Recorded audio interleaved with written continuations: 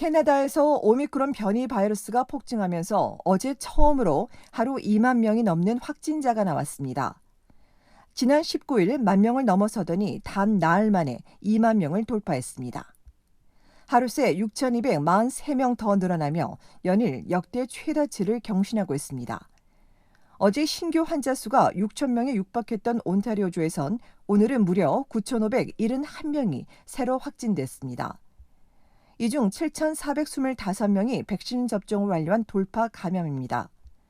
양성률도 18.7%로 더 높아졌습니다. 전문가들은 확진자 급증에 PCR 검사가 밀리면서 실제 확진자 수는 이보다 더 많을 거라며 정확한 상황을 파악하기 어려울 정도라고 지적했습니다.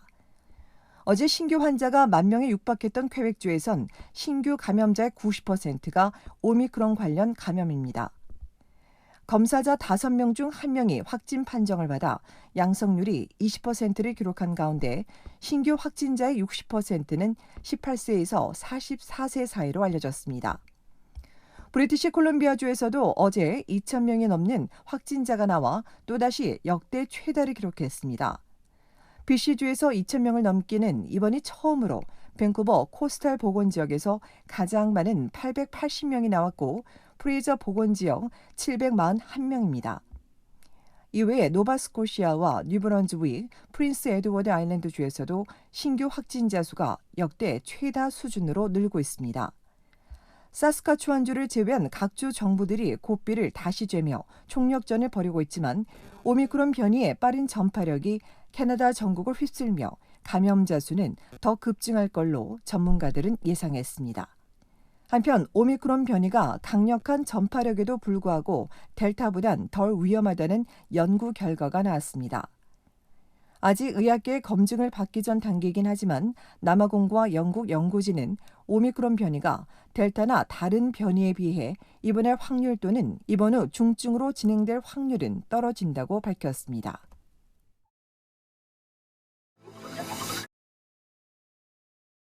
이전과 다른 신규 확진자 폭증에 전문가들은 영국이나 남아공처럼 국내에서도 코로나 새 변이가 나올 수 있다고 우려했습니다.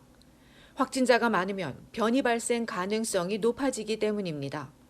새 변이는 백신의 예방 효과를 낮출 뿐 아니라 고령자와 기저질환자, 면역질환자 등 취약계층에 감염되면 상황을 심각하게 악화시킬 수 있습니다. 때문에 전문가들은 신규 확진자 수를 가벼이 여겨선 안 된다며 다른 지수와 적절히 절충해 방역 규제를 도입해야 한다고 강조했습니다. 이는 온타리오주 정부와 지자체들이 신규 확진자 수보다 입원이나 위중증 비율에 더 집중하고 있기 때문입니다. 앞서 원주 정부는 신규 확진자가 수일 또는 수주 동안 급증할 것이라고 밝히며 오미크론이 입원과 위중증에 미치는 영향을 예의주시하고 있다고 밝힌 바 있습니다. 오늘도 원주에선 1만 명에 육박하는 확진자가 쏟아졌지만 정오까지 추가 움직임은 보이지 않고 있습니다. 토론토 보건당국도 입원이나 위중증, 양성률과 감염 재생산 지수를 더 면밀히 지켜보고 있는 것으로 전해졌습니다. 이 일부에선 보다 강력한 규제가 나와야 되는 것 아니냐는 의견까지 나오고 있습니다. 델타 변이에 이어 지난달 말 등장한 오미크론 변이가 빠르게 지배종으로 자리 잡는 등 예상 못한 변이가 계속 나오면서 다음엔 어떤 방향으로 진화할지 모두가 촉각을 곤두세우고 있습니다.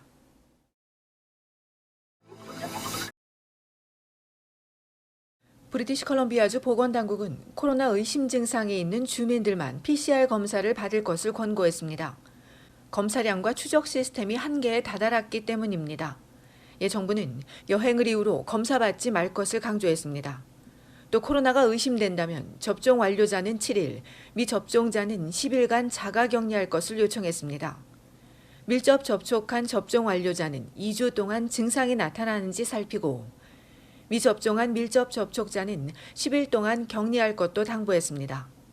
이 밖에도 BC주에서 미접종자는 호텔을 제외한 수영장 입장이 불가합니다. 한편 온타리오주에선 자문기구의 예상을 뛰어넘어 확진자가 폭증하고 있습니다. 지역별로 보면 토론토에서 2,456명, 필 지역 1,113명, 할튼 745명, 오타와 624명, 6지역 604명, 해밀턴 487명, 더럼 349명 등입니다. 연령별로 보면 20세에서 39세 사이가 가장 많고 40세에서 59세, 12세 미만, 12세에서 19세 순입니다.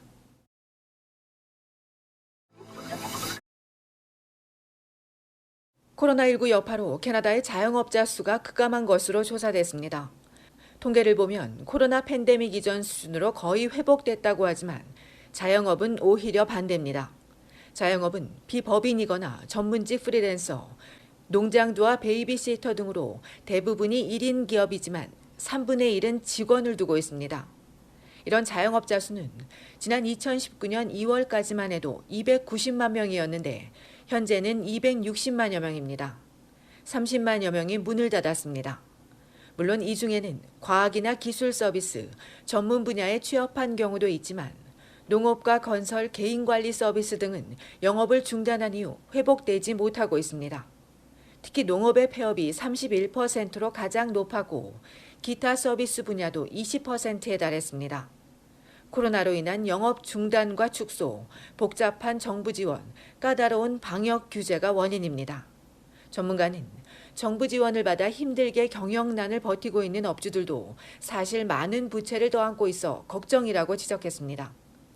또 일부 자영업자들은 정부 지원을 아예 받지 못해 벼랑 끝으로 내몰리고 있다고 덧붙였습니다. 한편에선 향후 2년 안에 자영업이 늘어날 것이란 전망도 나오지만 전문가는 연방정부 지원이 중단되는 데다 부채가 늘면서 문을 닫아야 하는 업소들이 앞으로 더 늘어날 것이라고 우려했습니다.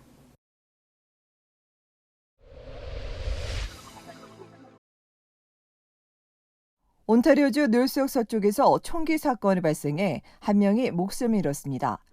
어젯밤 9시 30분쯤 그랜드 레빈 드라이브와 드리프트우드 애비뉴에서 21세 남성 한 명이 총에 맞고 그 자리에서 숨졌습니다. 사건 발생 후 주변을 탐문 조사하고 있지만 오늘 오전까지 용의자를 특정하지 못한 경찰은 목격자나 대시캠 또는 폐쇄회로 동영상 제보를 요청했습니다.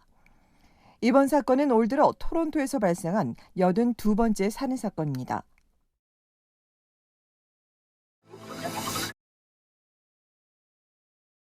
연방보건부는 유명 제과 제품과 유사한 식용 대마류가 불법 유통되고 있다고 각별한 주의를 당부했습니다.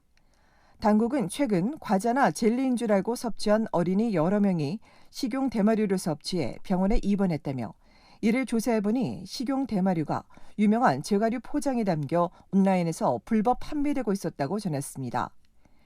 합법적인 식용 대마류와 달리 불법 제품은 오레오 쿠키나 스키틀즈, 시리얼과 치즈볼, 초콜릿 등 유명 제과류에 담겨 불법 거래되고 있는데 특히 이들 제품엔 향정신성 성분 THC가 다량 함유됐을 가능성이 높아 위험하다고 경찰은 지적했습니다.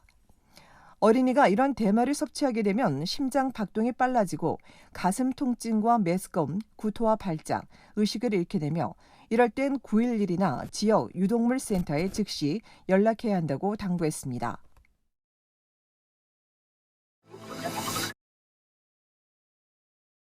브리티시 콜롬비아 주민은 24시간 안에 미국을 다녀올 경우 PCR 검사가 면제됩니다. 캐나다 국경서비스국은 대홍수 피해로 생필품 공급이 어려운 주민을 돕기 위한 조치라며 물건을 사거나 단순 여행이 목적일 땐 가능하지만 행사에 참석하거나 사적 모임을 하려는 경우는 면제되지 않는다고 강조했습니다. 미국을 방문하려면 백신 접종을 2차례 완료해야 하고 12세 미만은 접종 완료한 부모나 보호자와 입국하게 되면 면제받을 수 있으며 단기 여행이라도 반드시 어라이브 캔 앱을 내려받아 접종 증명과 격리 일정을 업로드해야 합니다. 한편 일부 BC 주민들은 3차 추가 접종과 신속한 검사를 기다리다 지쳐 미국으로 향하는 것으로 알려졌습니다.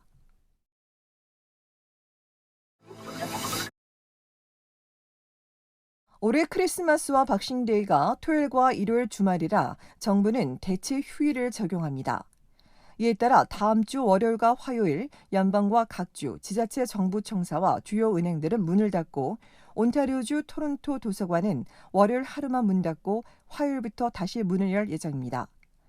이 기간 지하철과 버스는 평일 일정으로 고열차는 토요일 시간으로 운행되며 쇼핑몰과 식료품점, 약국과 우체국 등은 정상 운영합니다. 크리스마스엔 토론토 동물원과 대다수 아이스링크, 리플리 아쿠아리움, 영화관, 공원 등이 문을 열고 박싱데이엔 쇼핑몰과 미술관, 온타리오 사이언스 센터, 원더랜드, CN타워 등이 개장합니다. LCBO는 크리스마스에 문을 닫고 박싱데이는 소수 매장만 오픈합니다.